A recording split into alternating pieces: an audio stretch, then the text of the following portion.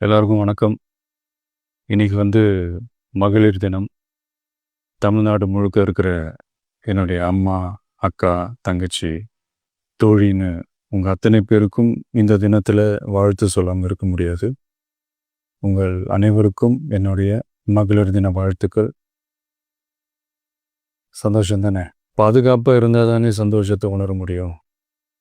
அப்படி எந்த பாதுகாப்பும் இல்லாதப்போ, இன்செக்யூரிட்டியாக இருக்கிறப்போ எந்த சந்தோஷமும் இருக்காது தானே அப்படின்னு நீங்கள் நினைக்கிறது எனக்கு புரியுது.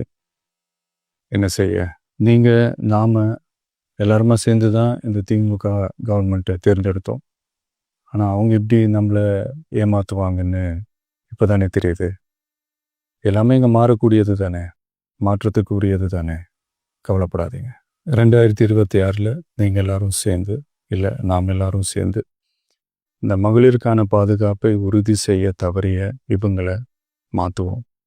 அதுக்கு இந்த மகளிர் தினமான இன்னைக்கு நாம் எல்லாருமா சேர்ந்து உறுதியேற்போம்.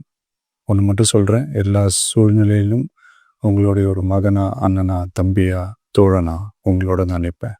நன்றி, வணக்கம்.